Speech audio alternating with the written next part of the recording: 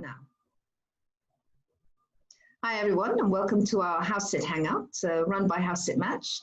Today I'd like to introduce Kelly Hayes-Raitt, who's an experienced house sitter, been with us for a little while now, author of the book HouseSit Diva, a great guide to house sitting. If you've never started house sitting or you're interested in house sitting from either perspective, it's a great guide. And I'd also like to introduce Grant Boyd-Gibbons, who has been a homeowner with us for about 5-6 months now. Grant, is that right? Right, since March, exactly, since March. The beginning of COVID. Absolutely, just before lockdown, I think we found you house sitters at fairly short notice, if I remember. Yes, and it worked very well, I have to say. With I was not having tried house sitters before. I was kind of nervous about it. I needed someone to look after my mother's house, and I don't live in England, so it was going to be important to find the right people. And I have to say, you were extremely helpful. And I don't mean to make this sound like a commercial for HouseSit Match, but you were so helpful. And I wouldn't look anywhere else if I needed a house sitter again in different circumstances. But the same house sitters have now been looking after our house since March, April, May, June, July, August. Yeah, we're coming up on 6 months. Gosh, that's quite the house sit. And yes, I remember we were quite lucky that we found people fairly quickly. And they're a lovely couple, if I remember, who are renovating their own house. Isn't that right? Right. So it kind of worked quite well in the sense that they had a 6 to 9 month renovation project about to start, and they were going to move in with, I think, her parents, which he was not that happy about, for the duration of their job, and then you know, their job is about half an hour from my mother's house, so it really couldn't have worked better. And they've been very good. They do a little bit of work. Sorry, you've cut out, Grant. Thing, decorators in the new kitchen, and they were, you know, I was worried they might be a little off-put by having workers around and disruptions to their lives, but they were really accommodating and helpful. Okay, well, I'm glad it worked out. At the same time, they're looking after a lovely house in a lovely spot, with nice views and a beautiful garden. So, you know, so it's a good symbiotic situation. Well, that's fabulous. So they're actually doing some work for you as well. It's useful when a house sitter is able and willing to actually sort of take part and look after the garden and do general maintenance. I have to say, we did a house sit just recently in Cornwall as a family, and there was a fair amount of gardening to do, which, to be honest, I just love. And my husband was quite happy with the mower and the hedge trimmers and all that. So, but it still gave us time to go to the beach, you know, or go rock climbing, or go sort of walking on the coastal path. So as long as you have a balance, I think it's okay. Oh, great. Yeah, look, you had a nice holiday. I saw it on Facebook. Oh yeah, it was absolutely terrific, actually. Really, really fabulous. And now, Kelly, you're house sitting in London at the moment, but you've also been in the UK since before COVID. You kind of locked down here, away from your native US. Tell us a bit about yourself. Well, I will, but I want to just go back to something. You rock climb? Well, my daughter and my husband and my son rock climb. I'm more a sit back and sketch them kind of rock climber. If you know what I mean. I take the photos, I make the sandwiches, but I do all the coastal walks. You know, it's not just little walks. They're, you know, sort of like 5-hour type things. So no, I love all the hiking and stuff, but no, I don't rock climb. That's great. Yes, so I have been in the UK actually since the end of February, and had some house sits lined up here, but also in Europe that I was planning on doing in the spring. And then when lockdown happened here in the UK in mid-March, I was basically stuck because all the house sits in Europe evaporated, travel evaporated. But I lucked out because I ended up with a couple that I was supposed to house sit for, who had a 3rd floor loft that they used as an Airbnb rental. And they offered it to me for free, which was really kind. And so I kind of, for a while, I had the best of both worlds there. I had company, but I had privacy as well. And every day we'd go out and walk their dog. And it was really a great situation. And then another woman that I had house sat for in London had just bought a house in Edinburgh. And she and her husband are in Dubai right now where he's working, and they don't want to leave the UAE because they're afraid they can't get back in. So they asked if I would go up to Edinburgh and live in their house and get the, accept their furniture that was being transported, that was in storage, and set the whole household up. So I have that house sit, but then I also had a house sit already scheduled here in Richmond, London, repeat house sit that I love. So that's where I geographically am right now. And a girlfriend of mine who's a house sitter is up in Edinburgh right now taking care of that house. And then we're going to switch at the end of this month and then switch back in September. So I have a plethora of house sits all of a sudden. I'm feeling very grateful to the universe. It's amazing. Well, that's fantastic. So, I mean, is that how you live? Is that your sort of how you travel and live, by sitting people's houses? Yes, Grant. I joke that I sleep around, usually with pets. And so for the last 10 years, I have been house sitting full time, which is something that's unusual. Most house sitters don't house sit full time. They do it over their vacations, or, when they're visiting their elderly parents or their adult children or something.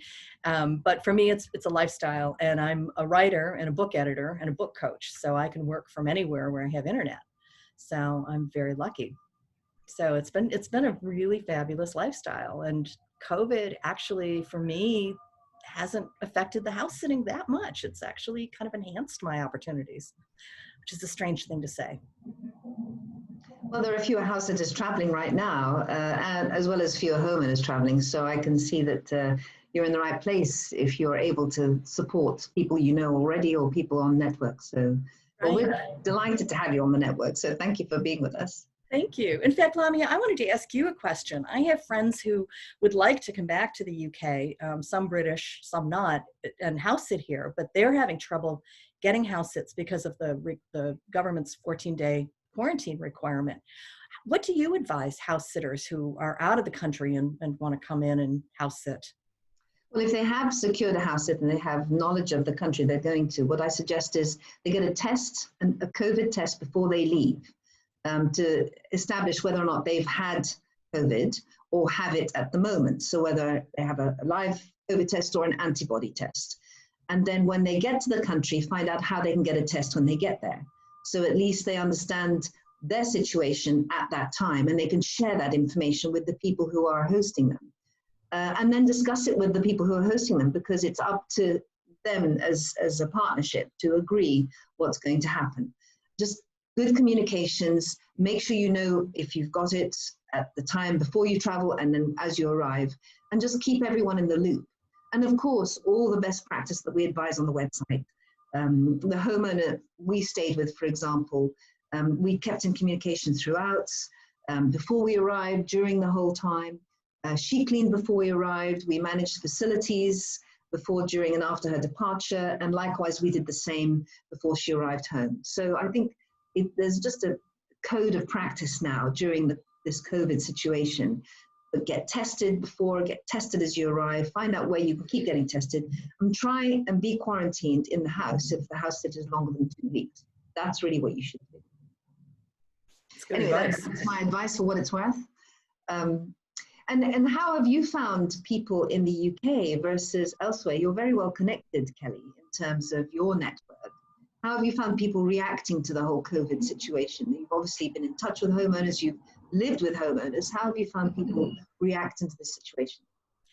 Well, that's a really broad question, right? It's, I mean, my own personal reaction has changed over the last, what has it been? March, April, May, June, July, after the last 5 months. It's initially I was a little bit blasé about it and was kind of thinking there was a lot of overreaction. And then as the death toll numbers went up and we really saw how widespread this pandemic is and the economic toll that it's taking, I began to feel more seriously about it.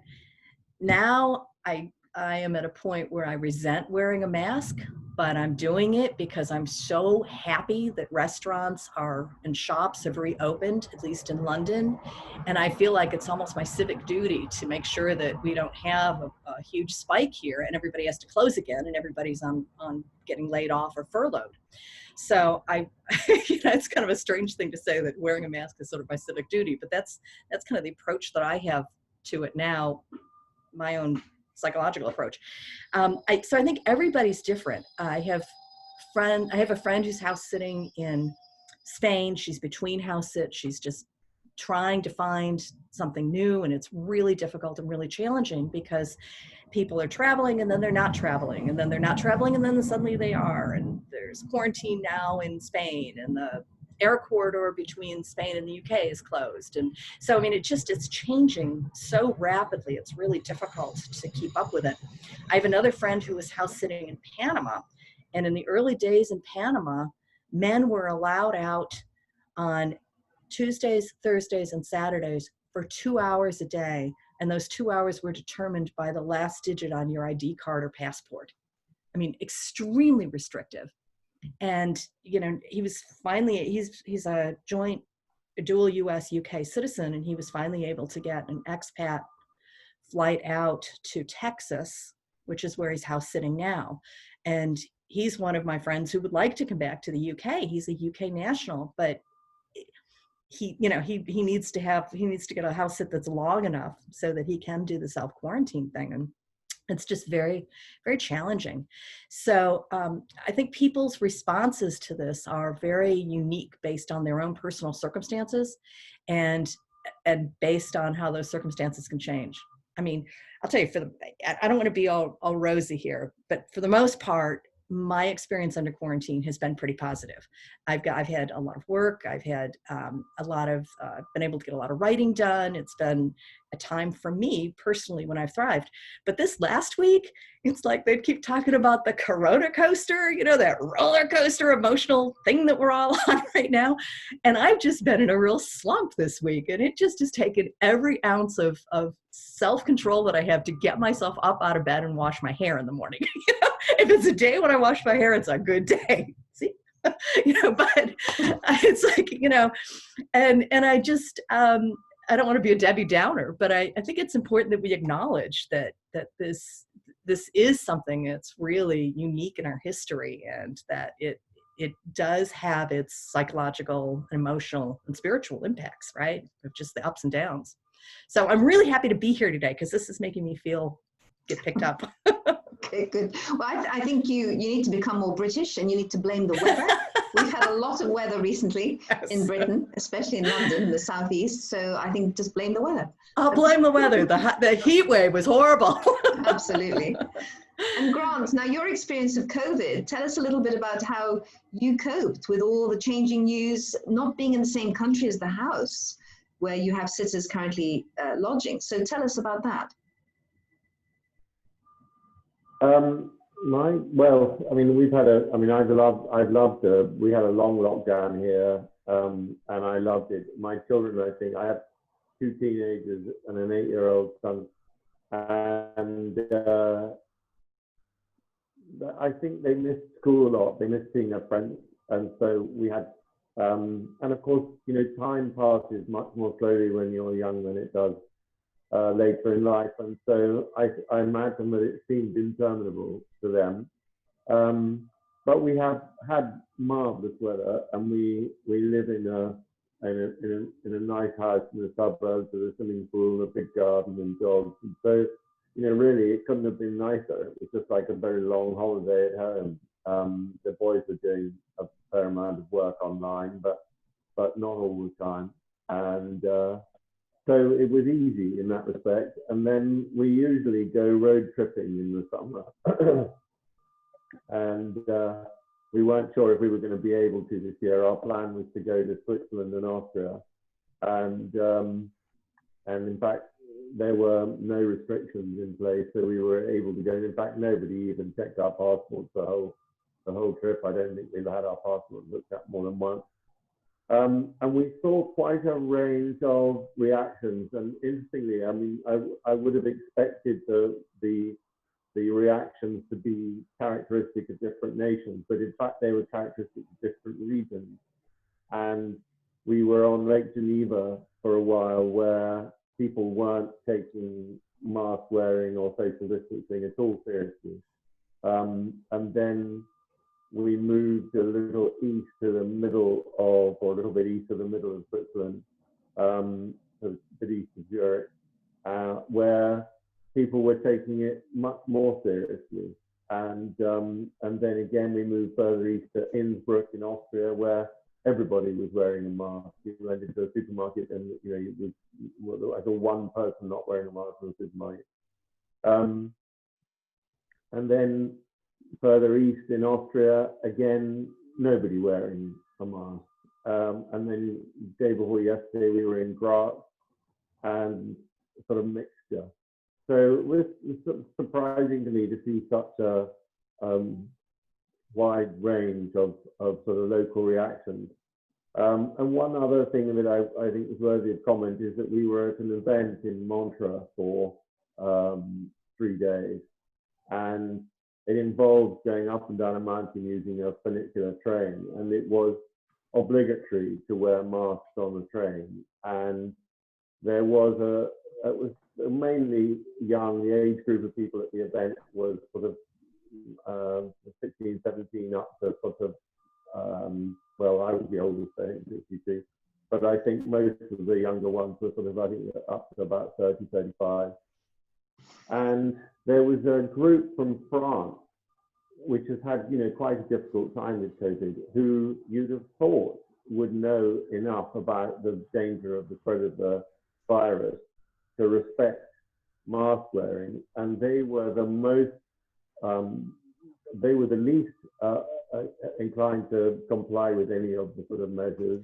They were also quite aggressive,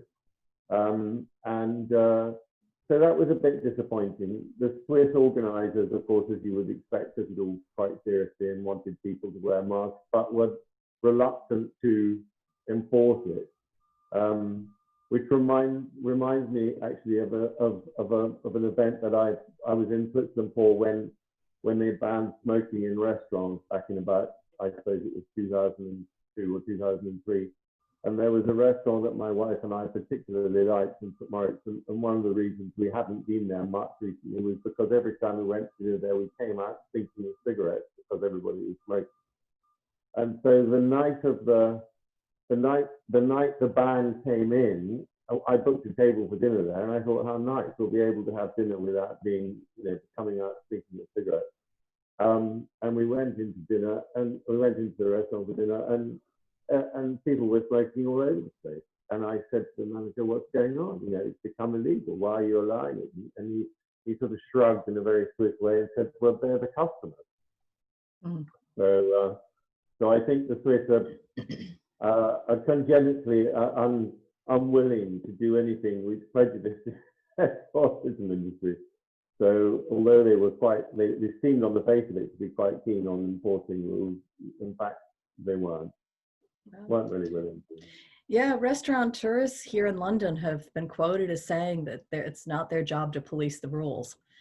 And so, that's sort of part of the problem, right? Is how do these things get enforced? So we hear about the quarantines, but I read this morning on the BBC website that only 1 in 4 or 1 in 5 travelers coming in is actually going to be followed up on to see if they are self-quarantining.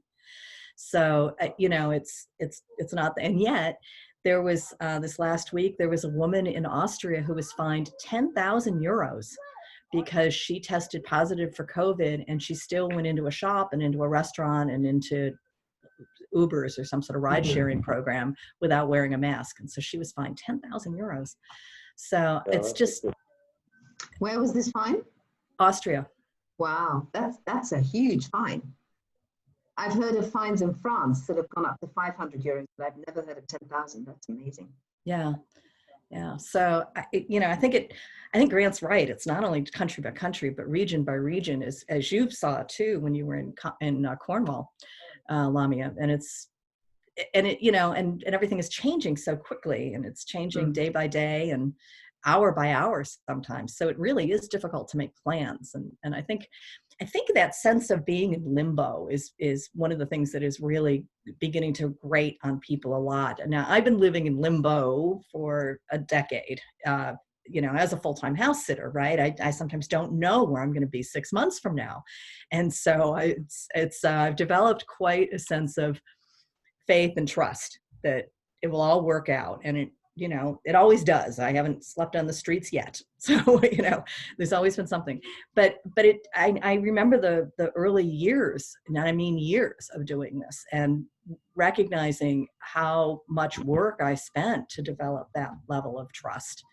And I think it's a real challenge for people now, not knowing, especially people who are out of work, you know, not knowing what their income's going to be, not knowing where they can live, not knowing how they can move around.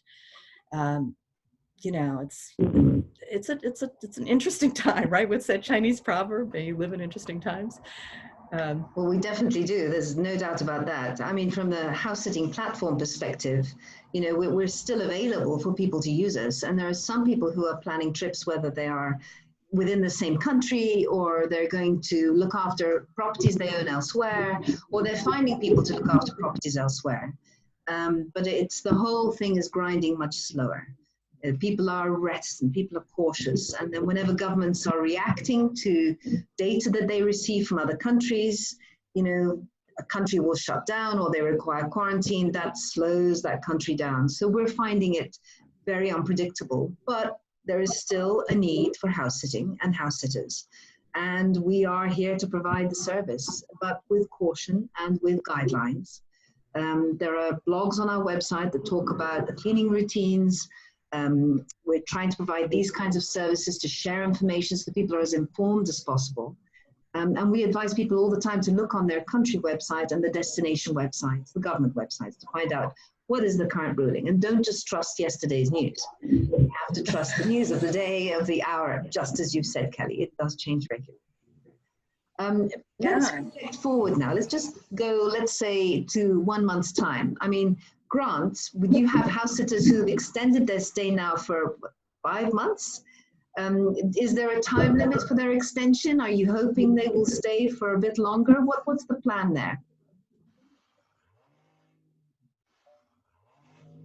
Well, their house, they think, is going to be ready in October or November. Find a tenant for my mother's house from October or November. So there might be a good symmetry there. I was hoping to visit in September because I haven't seen my mother since before COVID, and she's in a nursing home, and you know, I would really love to see her, but it's difficult. They allow visitors, but only, you know, distance and outside, and of course wearing all masks and gowns and so on. So I'm not sure my mother's really make of that, but I'd like to see her. But then if I go to England, because England is an orange country from Hungary's perspective, then I have to do a 2-week quarantine when I return, which is quite inconvenient.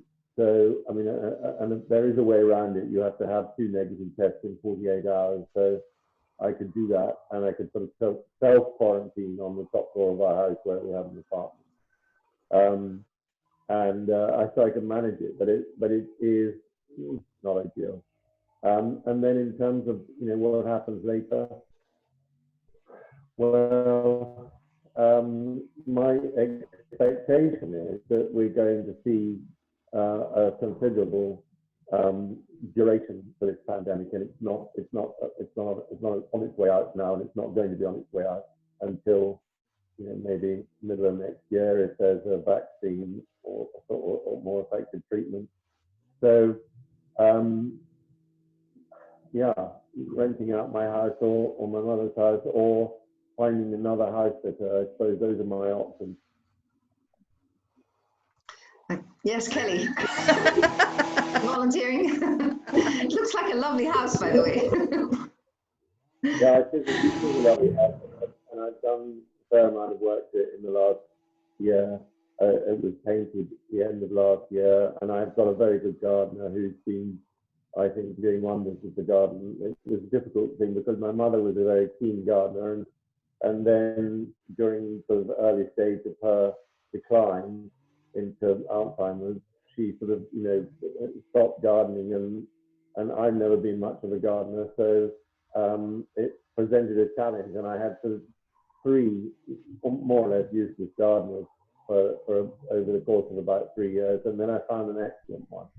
And so the garden's looking great. We've planted wisteria on the side of the house, which I always thought that we ought to have. So yeah, and we cut down some trees. In fact, one of the things I was sort of slightly worried about was my mother coming back to the house after being in the care home, because she had planted 2 conifers 50 years ago, which had got so enormous that they were taking light away from the front of the house, and I just thought it was time to cut them down. So I cut them down.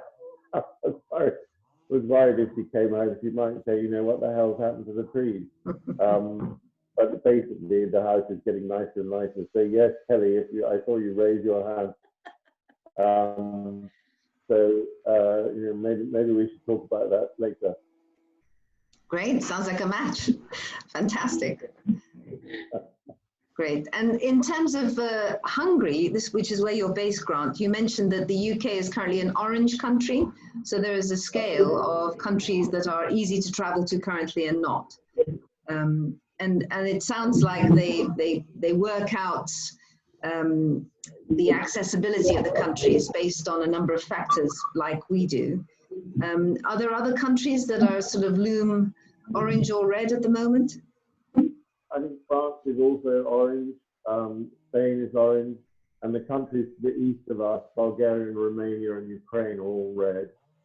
Our sort of immediate neighbors are mostly green. Croatia is green. Austria and Switzerland are still green. Serbia, I think, is red. So it's a sort of patchwork at the moment, although most of the middle Europe is green. And in terms of Hungary, did you hear about house sitters much in Hungary, or do people have other ways of sorting out their pet care and home care? I've never heard of house sitting in Hungary. I mean, the way we have a housekeeper, so but she doesn't live in. So the way we work is that when we go off on holiday, because we've got dogs, the housekeeper comes and stays in the house whilst we're away. So, but I don't know. I'm not sure if it's a big enough market to be of interest to HouseSit Max. But I wanted to ask you, Lamia, has the COVID crisis, I missed the first 15 minutes of your call, but has the COVID crisis meant that you've had reduced or increased activity? I mean, which way has it gone for you? It's reduced activity, because travel is the main motivation for house sitters to discover new areas, whether they're in their own country or other countries, because it offers people free accommodation in exchange for their services. So it has reduced the revenues and reduced the traffic. However, in the last 4 weeks, we've seen a slight increase, which has been consistent. So I'm hopeful that people are working with new routines, working with new practices and protocols, and will start traveling, perhaps in slightly reduced circumstances, but will travel nonetheless. So it's recovering, albeit slowly. Right. Well, I'm long way that continues. I thought that there are also, even with people doing these staycations, people traveling just in the UK, there's still a fair amount of travel going on, even within country. So I guess people would become more and more courageous about that as time goes by. That's one of the things I think we're going to learn to live with this, because I don't think it's going away. So I think we're going to learn to live with it and be precautious, take precautions rather than be cautious about how we go about. And you know, of course, hand sanitizer is ubiquitous now. Although I've been using it since H5N1, so it's not a new thing for me. Well, that's interesting. Anyway, Guz, it was very nice to chat to you, but I have got to get going with my run, or I'll be terribly late for everything later in the day. So I hope you'll excuse me if I say cheerio. Well, Grant, thank you so much for joining us. And Kelly, thank you for joining us again. It's always a pleasure. Thank you. Thank you, Grant. It was a pleasure meeting you. Lamia, thank you for doing this. I just love the fact that you keep our community together like this. It's so much fun. It's always interesting to hear people's stories, and I thank you both for your unique stories. Thanks again. Nice. Bye-bye. Bye-bye. Bye, Damia. Kusanum.